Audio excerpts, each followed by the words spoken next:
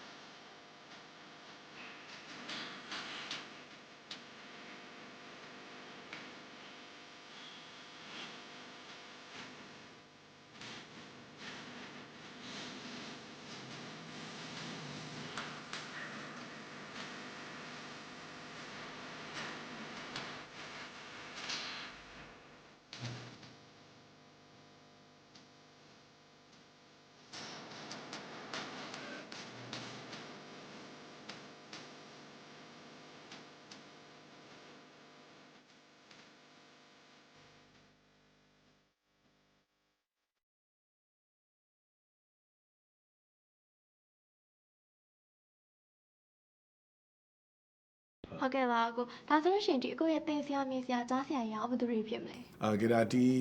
တင်တယ်ဆိုလို့ရှိရင်ကိုရိုအိမ်ရှိရအဲ့လိုမျိုးတွင်ကုန်ရှိရအဲ့တွင်ကုန်မှာရှိရအကိုကြီးတွေရှိရနေပြီးသွားတင်တာနောက်နာမည်ကြီးကတော့အများကြီးမရှိပါဘူးကိုကထားပါတော့ကိုကျော်စိုးနိုင်ဆိုလို့ရှိရင်ဒီဇင်ဘာစတူဒီယိုမှာဆိုလို့ရှိရင်piano တွေပါ keyboard တွေပါဆိုရင်နောက်ပြီးတော့ music theory ရပါတော့အဲ့မျိုးလေးဆိုသူကတေချာသင်ပေးတယ်နောက်ကျွန်တော်ကတော့အကုန်လုံးကအဲ့လိုတင်ဆရာမြင်ဆရာတွေပါပဲတကယ်လည်းအဲ့လိုထိထိရောက်တင်ပေးရဆိုလို့အဲ့ကိုကျော်စိုးနိုင်ပဲရှိရဗျဟုတ် show ပွဲတွေနဲ့ပတ်သက်ပြီးတော့ဆိုပြလား Back to Millennium ဆိုတဲ့ဟာက I think ဟိုလောက်မှာ2017 December လောက် November လောက်မှာလားမသိအဲ့ရနေကိုပြန်ဆိုပြစ်တာအရင်တော့တော်တော်လေးကိုမဆိုပြဘူးနိုင်ငံခြားထွက်သွားတာက9နှစ်ဒီပြန်ရောက်လာပြီးတော့အလုပ်ပြန်လုပ်နေတော့လေအဲ့တော့အဲ့ B2M မှာစပြီးတော့ဆိုပြစ်တယ်ပြီးတော့ရန်ကုန်မှာရန်ကုန်ကျတော့ကိုဘောနော် Okra တစ်ဖွဲ့တည်းပေါ့နော်ပြီးတော့ Hard Rock မှာကျတော့မြေပဲယုံနဲ့အဲ့ဒါကအရင်နှစ်ကဆိုခဲ့တယ်ပေါ့နော်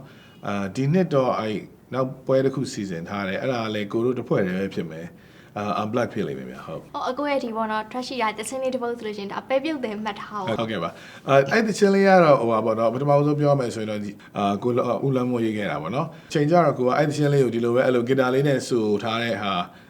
တီးထားတဲ့ဟာလေးပေါ့နော်အဲ့ဒါကို driver ကိုဖိုးစောက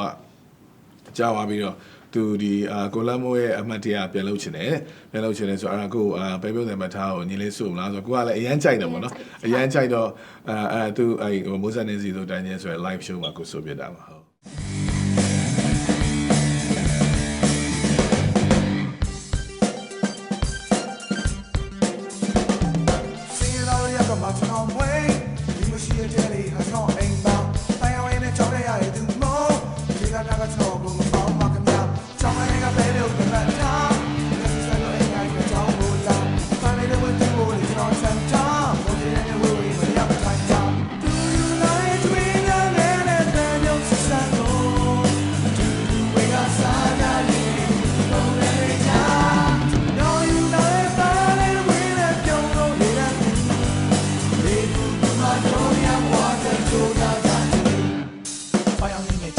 ပေါင်းသူမဲ့ရဲ့ဘိုးဝါးမဟောင်းတဲ့မပြောင်းတဲ့ကလေးတွေမှာဖြစ်ပြီးကကြမ်းမလေးတဲ့ချက်မပြောင်းဆန်မင်းရှိရဲ့ချိန်ဆိုတဲ့ချင်းလေးကတော့ကိုရိုင်းရေးထားတာပေါ့နော်။ချင်းများစွာအတွက်အမုံများစွာအတွက်အနှမ်းများစွာအတွက်ပေါ့နော်။အဲ့လိုလာလာဒေသတွေကနေပြီးတော့စီစဉ်ကြတဲ့အချိန်မှာအဲ့စီစဉ်တဲ့ကိုမောင်ဖုံးပါပေါ့နော်။အဲ့ကိုရို first album လေးကနေပြီးတော့သူအဲ့ချင်းလေးကိုကြိုက်တယ်။အဲ့ချင်းလေးကိုကြိုက်တော့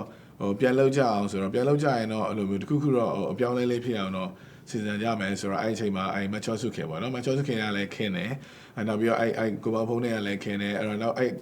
addition မှာဂီတာတီးတဲ့ကိုမောင်မောင်ဆိုတာလည်းခင်တော့အားလုံးအတူလောက်ကြမယ်ဆိုပြီးလုပ်ရင်းနဲ့နောက်ကိုနဲ့အဲ့ဒီ rap အမြဲဆိုတဲ့ညီသူပေါ့နော်၃ယောက်ပေါင်းပြီးတော့အဲ့ချင်းလေးကိုလုပ်ဖြစ်တာပါအဲ့မှာအမုံများစွာဆိုတဲ့ album ထဲမှာအဲ့ချင်းလေးကိုထည့်ထားတာပါဗျာ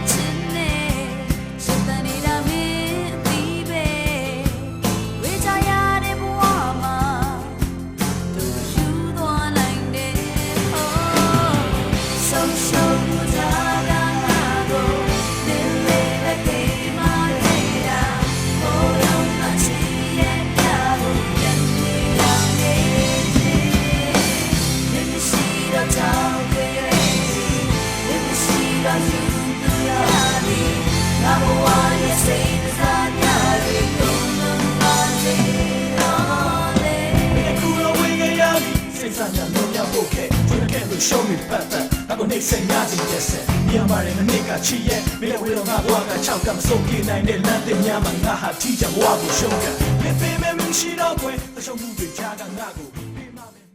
11တန်ကိုကြည့်ရှုနေတဲ့ပရိသတ်တွေအတွက်အခုအနေနဲ့အမှတ်တရစကားလေးပြောပြပါဦး။ဟုတ်ကဲ့11 media ကနေပြီးတော့sound and music အစီအစဉ်ကိုကြည့်နေတဲ့ပရိသတ်ကြီးအားလုံးကိုကျေးဇူးတင်ပါတယ်ကျွန်တော်ကဂီတလောကကနေပြီးတော့အဆက်အသွယ်ပြတ်သွားတာလည်းကြာပြီအဲ့တော့အခုချိန်မှာအရင်တော့အချင်းလေးတွေကိုနားထောင်ရင်းနဲ့ပြန်လည်အမှတ်ရပါစေလို့ဆုတောင်းရင်းနဲ့နှုတ်ဆက်တော့ပါခင်ဗျာ